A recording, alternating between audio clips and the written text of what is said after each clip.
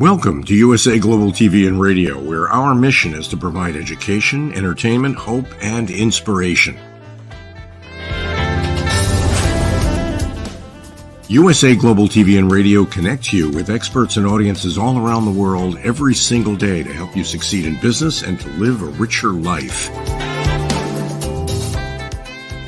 Visit us at usaglobaltv.com to learn about career and life-changing training and mentoring programs like the Listening Mentor.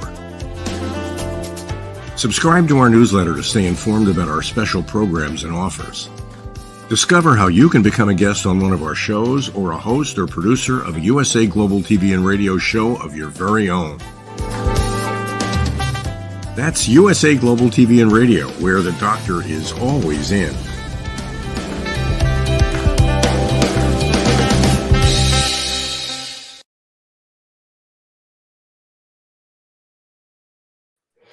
Hello, everyone. Welcome to USA Global TV and Radio. This is the United Kingdom News and Culture, episode 61. I can't believe it. Time has just flown by. Welcome to our distinguished panel, DIANN, FLOYD, BOEHM, Ian Pelham-Turner, Helena Chard, and Simon MacDonald. Nice to have you all here with us today. Great to be here. Lovely to be back. Fantastic. It's always a fun show. So what's everyone been up to since we got together the last time? DIANN? Let's see. I have been buried in just trying to produce. So I sent off to one publisher the edits to my sequel of Rise, and then to another editor my activities book for a new book that'll be coming out. So I feel like lots off my shoulders. That's exciting. Fabulous. I'm not looking at a computer until, except for you. It does get to be on your nerves after a while, doesn't it? With it, I felt that way last night looking at the computer, and I have these floaters all the time. So floaters and computer don't really go too well together. I'm going to bring Helena up here. I like when the ladies are all together. Sorry, boys. Helena, you're on mute. What's up with you? What have you been doing the last week or so?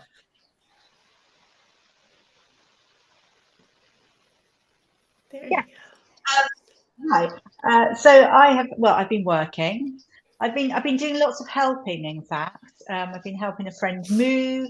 I've been helping my mum, and obviously we've had Mother's Day. So cooking for mum and just talking wonderful stories of the past and all the little things that have happened as I've grown up. And so, yeah, it was really lovely just catching up. I think it's really important that when your parents are getting older, if you're lucky enough to have your parents around, is to sort of interview them, isn't it? And just find out about little intricacies of their lives that maybe haven't been discussed, because when you don't have them anymore, you know.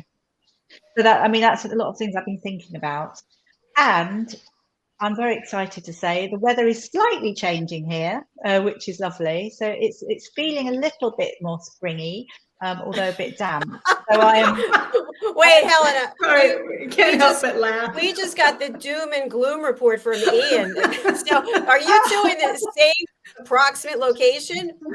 Well, look, I tell you what, I'm actually really quite hardy. So I go for my walks and I'll be out in the rain and all weathers. I'm not saying Ian's not, or maybe I am, I don't know. No, but so I like all weathers, but it's certainly not as cold as it was, I think. So I'm excited to just get out in the garden and try and rewild. You know, I think we're going through this time in the UK and maybe everywhere where everyone's trying to make their gardens. I mean, my gosh, garden looks like a mudslide actually, but I'm trying to get it together and to rewild so we can, keep our world going as such. And also it's lovely to just have wildflowers everywhere. So yeah, that's what I've been doing, a lot of thinking, which is really important. I think we're also always on the go, aren't we? Running. And you sort of take that step back and think, gosh, give it a bit of me time, a bit of everyone time. So that's me. I better stop. I'm on a roll. I love the positive energy and perspective. Yes. And speaking of positive, let's go over to Ian. Well, listening to Helena was just saying, I think I probably need to clean my windows or something, because it's quite dark here this afternoon. Yeah, well, there you go. Helena, I have to say, loves all weather, and I always used to call Helena my sundial. Oh, That's sweet. Wherever she was, and if we were sat together, I would have to move round as she moved round to follow the sun in any direction. Outside as well. Helena loves the sunshine, and don't we all? So I think this week, it's been a busy week. There's a lot of conversations going on, a lot of projects being talked about at the moment, and which I hope we will all get involved in over the next few months. And I think the reality this week is there's a lot of opportunities coming forward now. How they transpire into actual business or potential moving forward, I don't know yet, but at least there's a lot of aspirations again in Britain, and that, for goodness sake, is going to be one of the best messages coming out of Britain right now. great. You're fantastic. Thank you for sharing that. Over to Simon. Well, the sun is shining. Yes, We can see it actually. Here's a record. Wow. Yes, the Yeah, sun is that's shining it. here. It's actually sort of tepidly warm, and the rain stopped this morning. It was actually hammering down on the roof of the house last night, kept me awake for a while, but it sort of got that out the way. So there we are. Sun's got its hat on. Hip, hip, hooray. Super day here. It's been busy week for me this last week as well, and there's lots of things happening in Scotland just now. We've got a new First Minister to be appointed by the beginning of next week, so everybody is sitting around with bated breath to see if they've still got a job, because there's obviously going to be a cabinet reshuffle with all the ministers. There's all sorts of speculation. We've got three, I think actually, I shouldn't be putting on a political hat, three candidates who most people wish weren't. But that's generally the way of it. With any election, I notice, though, that the really good ones, and the ones who you feel could do well, have actually got the sensibility to say, well, no, I'm going to step back from this one. I'm not doing it. Great shame, because there's a lot of good talent there, which could do wonders for the country. But anyway, the three we've got, well, that's it. We've got to choose one of them by next Monday, and then cabinet reshuffle. Then hopefully everything will get back to the usual chaotic form of normality. Or abnormality. Are you going to share which of the three you are leaning toward? Oh dear. I mean, well, there's one that's very radical, and I would totally discount.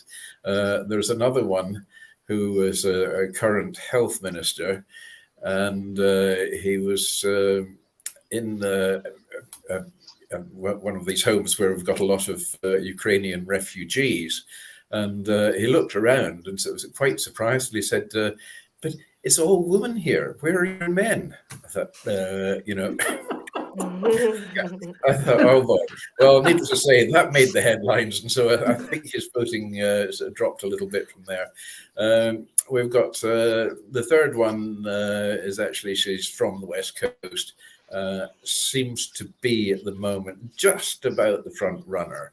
And Kate Forbes, she's our current finance minister, or Chancellor of the Exchequer equivalent, as it would be in Englandshire. And she seems to have her head screwed on a little bit better than the others. But again, she's made the odd blunder by trying to talk down the other ones too much, and in doing so has even actually almost talked down the government. So that's a bit of a no-go area as well. So all the balls are all up in the air. We're juggling the three of them, and we'll see how they land. There we go. Could be exciting times. Well, you'll have to keep us in the loop. Yep. Yeah, absolutely. For sure. So, Helena, over to you for the news for today.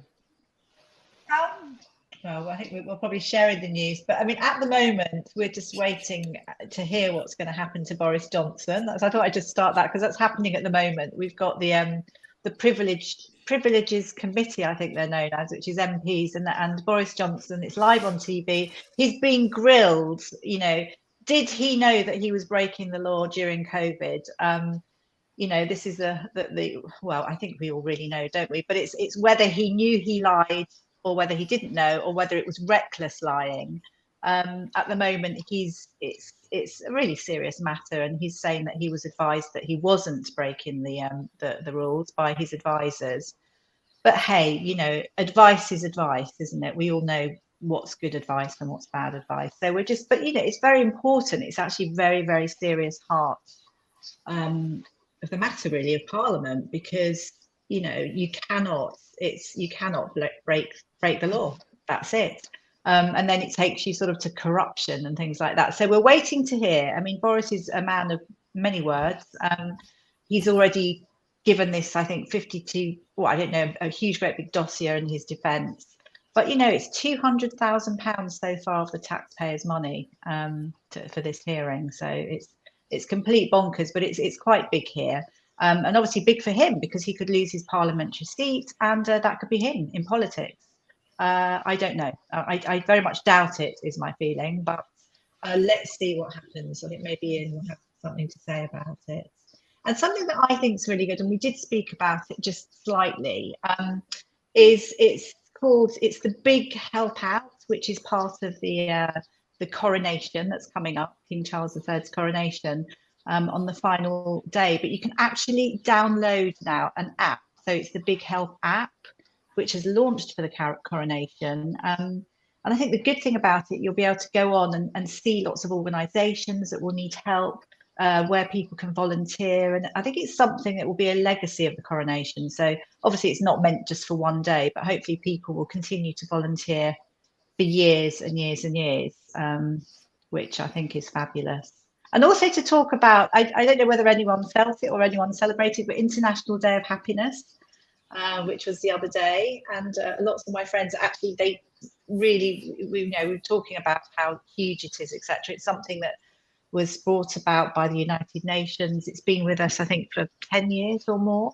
And I think what it does is it represents a shift in society and attitudes to the fact that, you know, well-being and the fact that everyone has a right to be happy. So it's a great one to celebrate. So I think there's more news, but it'd be good to chat amongst us. Did anyone do anything for Happiness Day? I wasn't aware of it. I'm still waiting to celebrate it. No, I have not done it yet. I think the first one took place in 2012. Anyway, but it was just, there hasn't been an awful lot of happiness since then, has there? It hasn't. That's for sure. Maybe they should cancel that day. Yeah, you know, you use far less muscles when you smile than you do when you frown. So, you know, if we all want to relax, then we should just smile. You know, it's far less energetic than frowning. You know, I think it's when you laugh, that's when the muscle spasms really come in. Why not? Get that core working. Absolutely, yes. I think yesterday was the International Day of Poetry as well. So there's an International Day of something going on every day. I mean, it's probably the International Day of Internationalism today. Yeah, I remember I was doing a show on another channel, and my co-host and I would do this morning coffee thing, and every time he had a whole list of holidays that are celebrated, that every day there's different holidays. I mean, it could be National Crayon Day, it could be, you know, National Hairspray Day, but every day there are holidays that people can celebrate. So all you have to do is Google them and they'll come up. I think some of them are a little bit silly. Some of them are silly, but some of them are great. Some of them are really worth their souls, which is good. Actually, do you know the happiest country to live, I think, is Finland.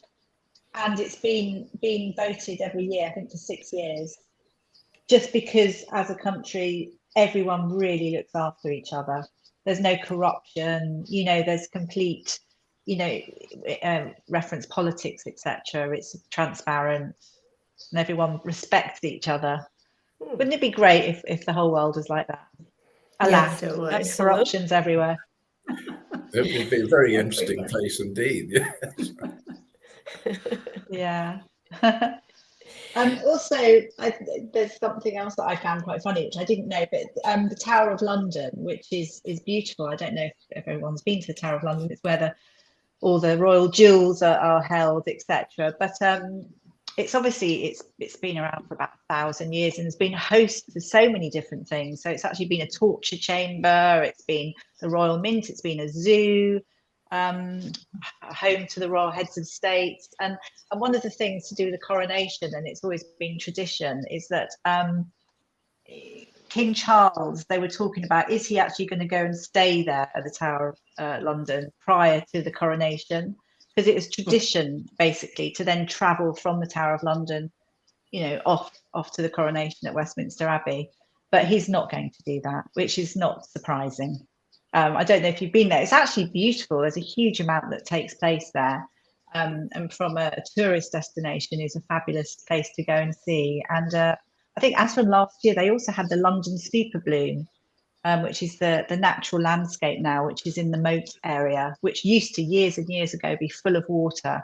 But I would think now spring's coming, it's going to suddenly spring up with lovely spring flowers. So it's going to be beautiful. But there you go. So pleased to know that he wasn't going to do that. But thinking about it, it's coronation. I mean, obviously it was Queen Elizabeth last, 70 years ago. So we're talking about years and years ago, aren't we? So, but just a little bit of history there. Well, that's it. I mean, the Tower of London, that's where they used to send all the naughty people before they were being beheaded and so on. So, Charles probably couldn't get in there because there's a room reserved for Boris Johnson. And he'd keep him awake all night anyway. Yes. So naughty. Yeah, he'd have a leaving party anyway, that's for sure. He's known for those. Go ahead, Ian. I was just going to say. Oh, sorry, Ian. Were you going to say something? No, I was just going to say there was a myth at the Tower of London as well. Basically, the Tower of London has ravens. And it is always said that if the ravens ever leave London, the world will collapse. And so they always make sure that I think there's something like about 5 or 6 ravens, and there's actually a raven keeper at the Tower of London as well, just to ensure that ravens are always there, black ravens. And it's one of those sort of historic stories. Another major story is where the 2 princes that were apparently killed to stop them becoming kings of England and Scotland were actually buried in a wall of one of the parts of the ramparts as well. And so it has a lot of history behind it. And probably one of the most famous, and Simon was talking about, the criminal elements. We had a very, very famous set of twins called the Cray twins. And the Cray twins were the last twins to be imprisoned in the Tower of London in the late 1940s. So there's another bit of paraphernalia from the Tower of London. There you go. I presume just now the ravens are having to nail their feet to the ground because the state the world's in just now. Nothing to keep them there, keep the world from falling apart. That's funny. I have some news about London. It's totally unrelated and really self-serving, but I'm going to do it anyway. I'm going to share my screen. We unexpectedly today had our new book, Lady Ella Has Afternoon Tea in London, has been released today, paperback, and you can see some of the things in the background. Anyone want to share what they are? Oh, I can see a giraffe. How about the buildings? Or behind the buildings? Oh, fabulous. I can see the big wheel. Is that Buck Pal? Sorry, my eyes are quite it's a tiny Yes, thing on well, the screen. there's the clock tower of the Oh. Palace of Westminster. Everybody calls it Big Ben, but Big Ben's actually the bell in there. You've got the London Eye. Yeah. And thought it was Big Will, yeah. is that Kensington Palace we've got in the front? It's actually the British School of Excellence. Oh, Philip Sykes is hanging out in They're there. a world apart. okay. Yes. Wow. Tower Bridge Got a there very as well. big store. Yeah. That's anyway. great. Very good. It's Congratulations. available today instead of Sunday, so I Yeah. just wanted to Oh. mention. Congratulations. Thank you. Yeah. I just want to say, because we're always sharing, that come to the UK. It's so wonderful to see. So I have been to the Tower of London several times. So everyone listening, if you haven't been, it's been so great to get a little tidbit of some history. So please do come and visit London and the Tower of London. So there's my commercial. Oh, That's great. And they let you out. They let me out. The Even though Ravens didn't Sir get you. James had something to do with those princes in the tower. I'm so Yeah, that was because you took along a packet of birdseed to keep the ravens happy. there you go. What are ravens most like? Crows? Vultures? Yes, they are. They're a member of the crow family. Oh. Quite big. They're big. Big wingspan? Big-ish. But they peck a lot, and they do what birds do, and you don't park your car under a raven, basically. Yeah. I know on the way to meet Ian in Orlando, Florida, I took the turnpike, and on the left is a landfill. It is enormous, of course, the smell, but they're huge, hundreds and hundreds and hundreds of birds, and they're black. And I don't know if they're ravens or vultures, or they're not the bird of paradise. I know that. So. No. But I should think they must think they're in paradise as well. Oh yes, that's right. They hit a landslide. Get it, huh? Okay. Actually, landfill. Oh, very funny. Yes, a bit like Walmart for birds.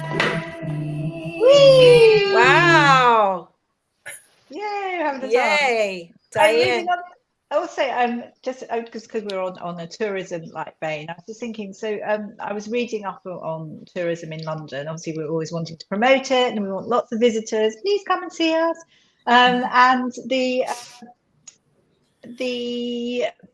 thing I think that which was the most successful footfall, was Windsor Estate.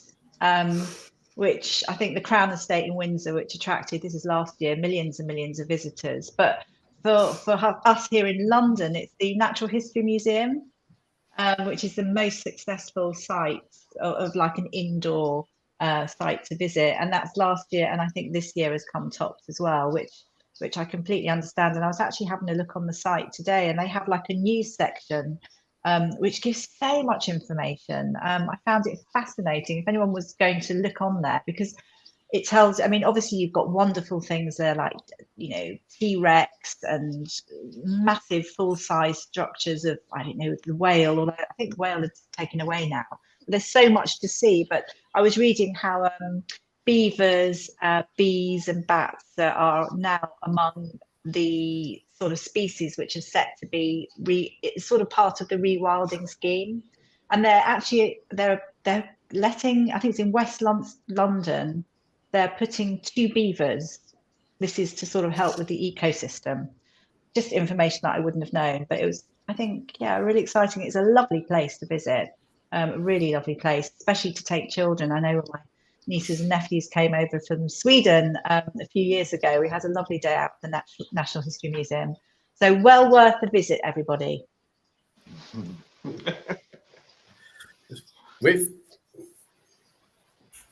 Has everyone been to the?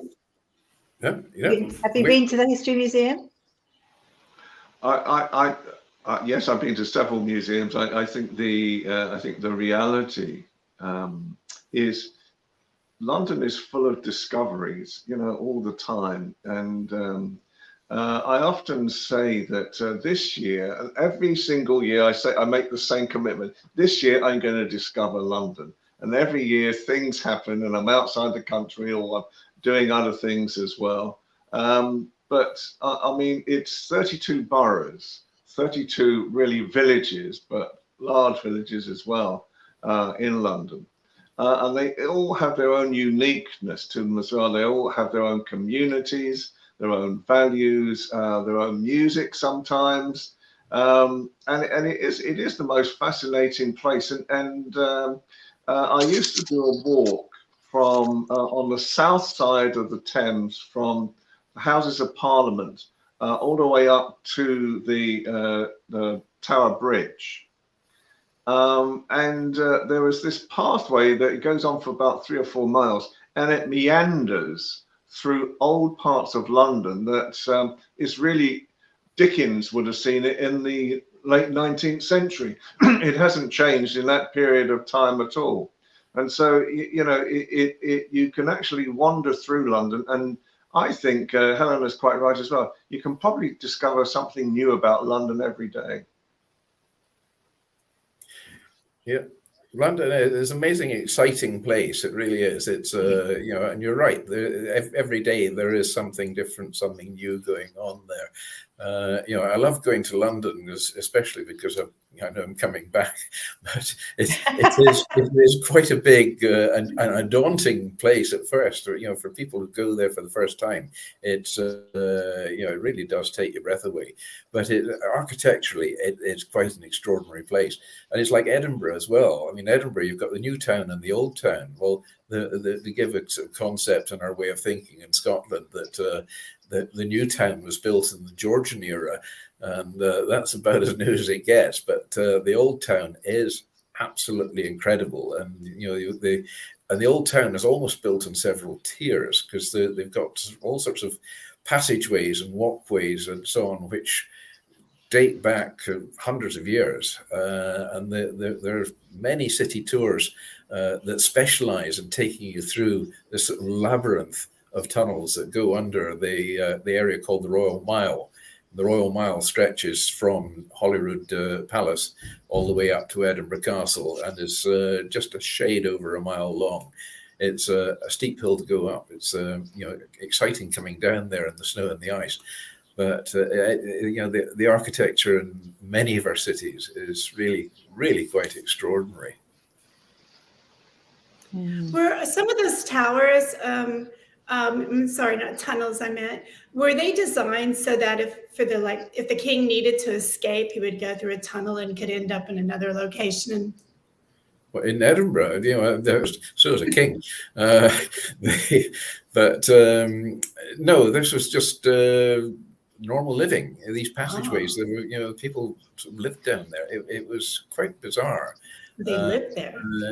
But you know, I think Edinburgh is the area in Edinburgh which is called the Mount, which is actually where the Royal Mile is, was built on rubbish, and I think because they didn't have any sort of municipal rubbish dumps in those days, you just flung it out the window and it all piled up, and it has gradually accumulated over the centuries, and then it's been compacted, and the city planners came in and actually made a feature of it. So you know, when you're in Edinburgh, you know, you can talk rubbish and you can walk in rubbish, and that's it. Nobody knows the difference. Historical rubbish. It's a whole load of junk we've got. Yeah. I think one of the things that Diane's probably thinking about as well is you know, the smaller stature of the buildings and the passageways as well.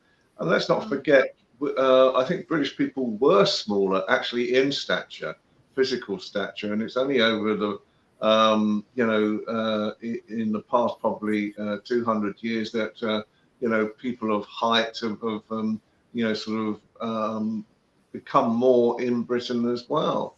So, you know, if you look at any of the sailing ships, the British sailing ships from the past, I mean, the quarters that they had were extremely tight as well, you know, under the decks.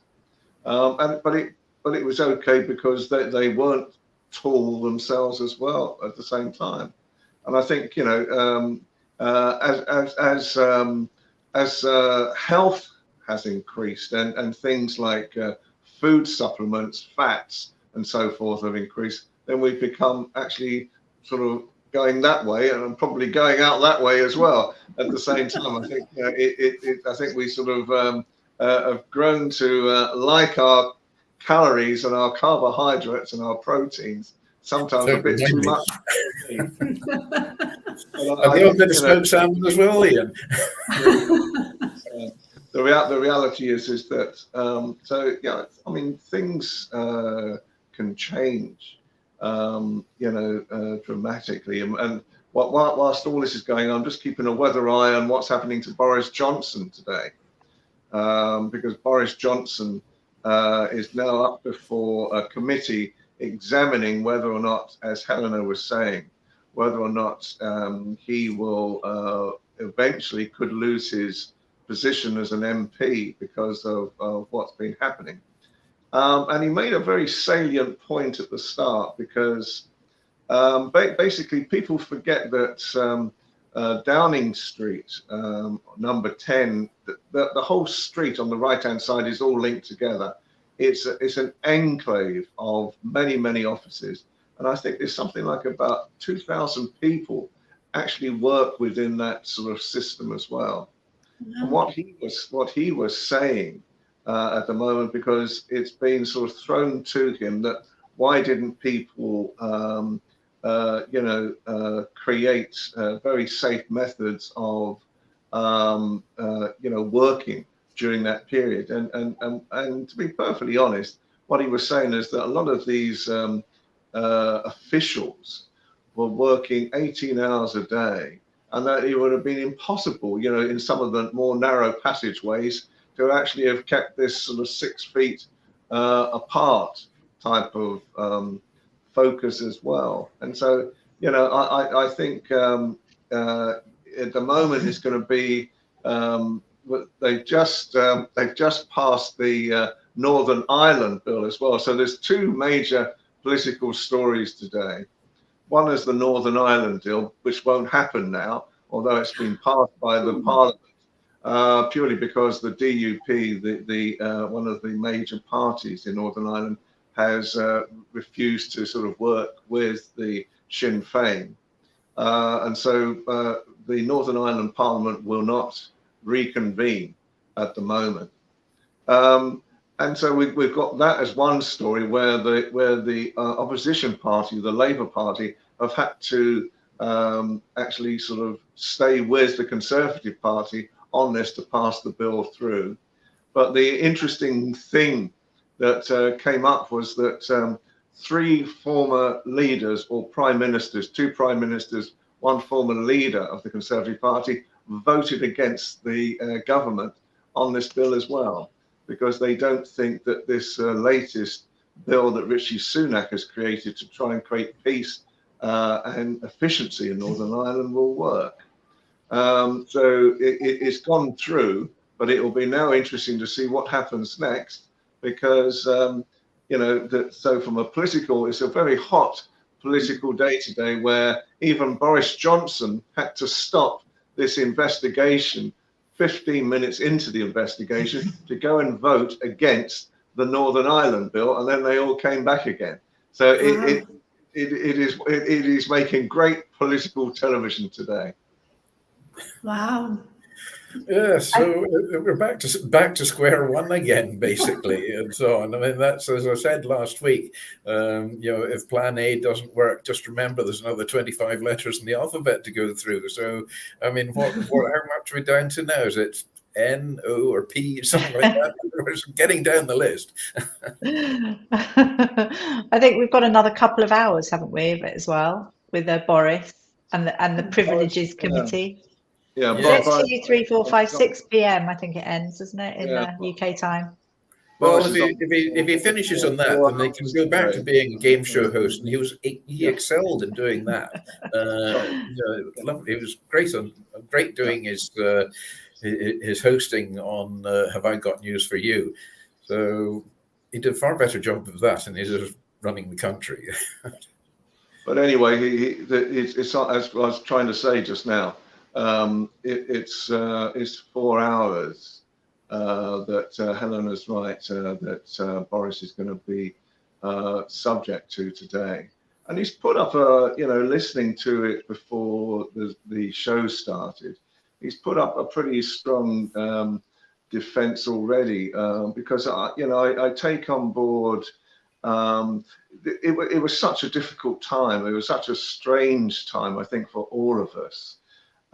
People like myself and Helena were one of the few areas that were allowed to actually work during COVID, during the lockdown, because we were seen as broadcasters, and so were sort of still sent out to face the quiet streets, the streets that no one was there, and actually report on things at the same time. But I think it's going to be an interesting situation as well developing, because in politics right now, there's more emphasis at the moment that there seems to be a backlash against Rishi Sunak and some of his policies that he's trying to preside over. The rate of inflation, instead of going down this month, has gone up 0.4% as well. And so that, all these things are sort of coming home to roost, that he promised he would get it down. And apparently, from what we're hearing at the moment, that we will have an inflation rate of about 2.9% by the end of this year. At the moment, it's 10.4. And so when there's a lot of these wage negotiations going on at the moment as well, and the government is trying to get people just to agree to a 5% increase in wages, what they're trying to say is that by the end of the year, it will be a growth wage rather than a negative wage, which is seen by a lot of unions at the moment. So there's a lot going on in Britain today. Yes, indeed. I mean, it's so strange. I noticed today that we now have actually two different rates of inflation. I think a little bit of gentle massaging in the figures there. I mean, 10.4 is the general rate of inflation, but food prices have gone up 18.6%. So make your mind up. I mean, most people, food is the thing you buy. That's the staple we all have to eat. And I would say that's the figure you really should be more looking at your cost of inflation. So 18.6 against 10.4. The government can take whichever figure they need at the time. That's true. Some of the foods have gone up complete double. And in fact, there's actually a mozzarella, I can't remember what store it is, somewhere like Lidl or something. Anyway, but it's gone up 1.5 times the price. So, I mean, it's huge, isn't it? The increase in costs. And you can't really get basic ranges now, whereas you used to be able to do that in each store. They sort of really put them up. Actually, that leads me on to another one. Who's good at cooking up a vegan storm? Vegan cooking. Because this is something that King Charles is looking for. And Buck Powell actually put it out looking for somebody to cook for him. So prepare vegan meals for him, but also for staff and guests at state banquets. And apparently he is, obviously because he's a keen environmentalist, he actually avoids eating meat, fish, dairy for at least 1 day a week, but that's just for environmental reasons. So anyone want the job? Nope. No, thank you. It's got to be fish in the diet for me every day. Need that daily fish fix. I'm a Texas girl. I need my meat. Yes, absolutely. No, got to keep our fleet afloat, definitely, and the meat as well. Yeah, that's right. Well, vegan meals are very tasty as well. I have friends who are vegan who cook a lot of food as well, and so it can be very tasty at the same time. I think the only thing is that I think with vegan meals that a lot of especially when they have state occasions, maybe visiting guests might be slightly disappointed at having vegan meals, unless they're going to be given a choice, of course.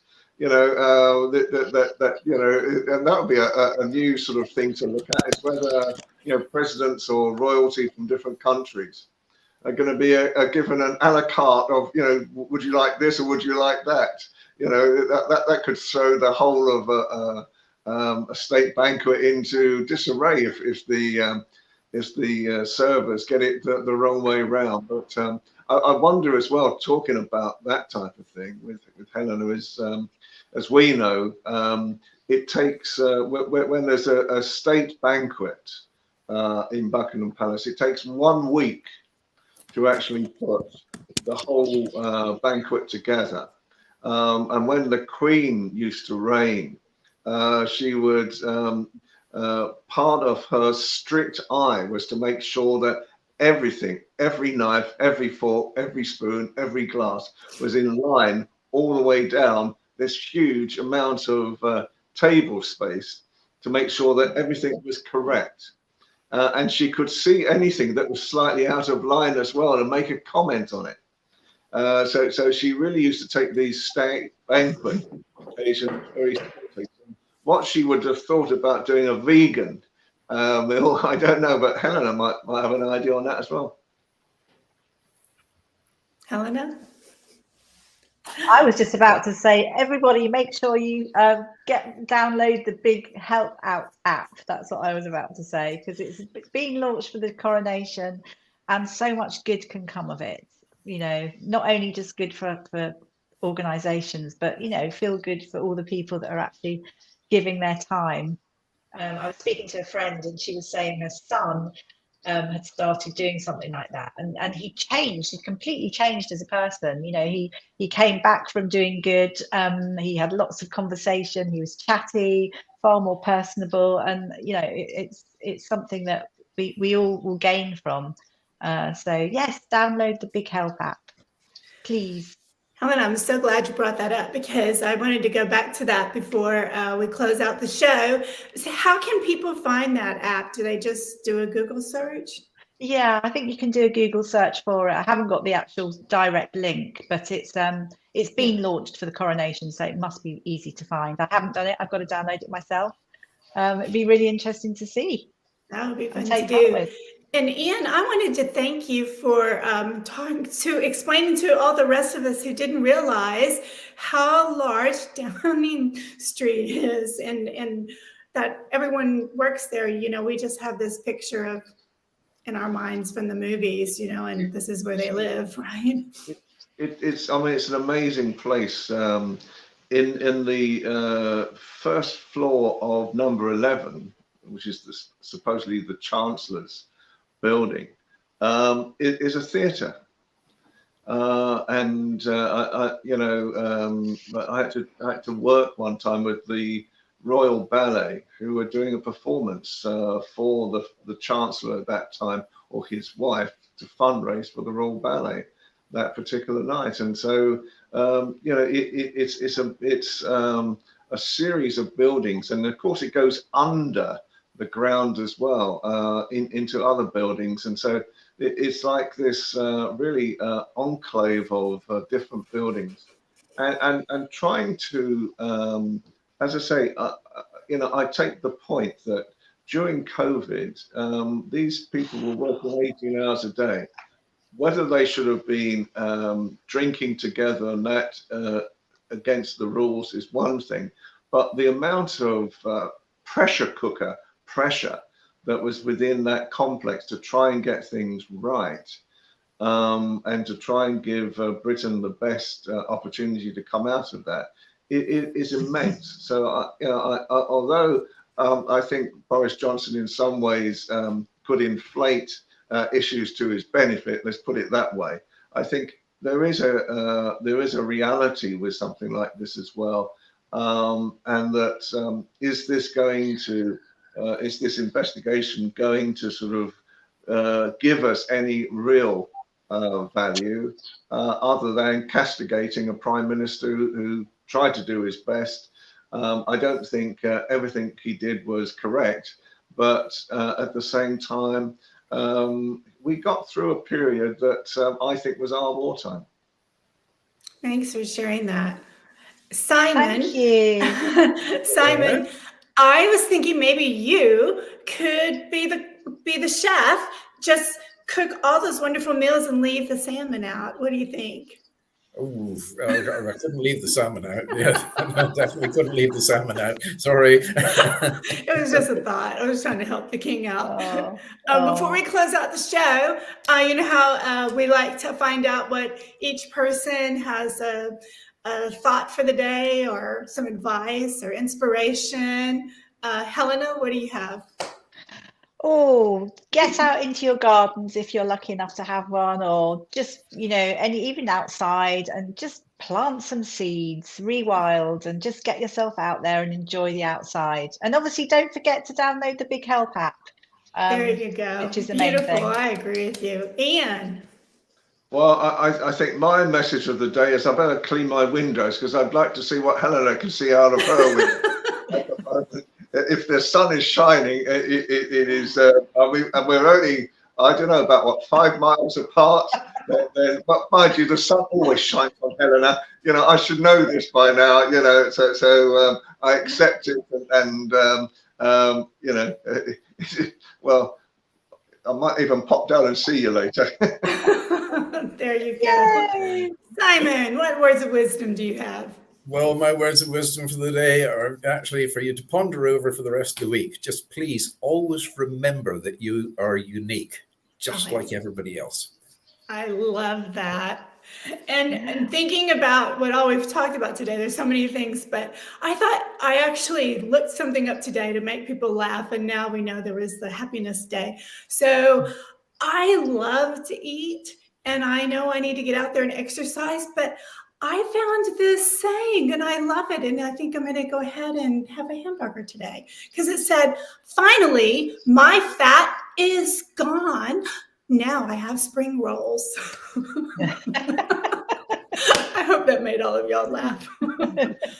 I loved all the news today. I know Dr. JACALYN did, and I wish we had more time to talk about the amazing information you gave us on the Northern Ireland. I was just like, man, I'm going to go check that out, because I really find that extremely important. And I want to thank you all for being here today. It is one of my favorite days seeing all three of you. It's such a privilege, and I know Dr. JACALYN feels the same, and can't wait till next week when you have more exciting news for us. So thank you so, so much, and I'll see you guys real soon. Have a great day. Bye. Bye.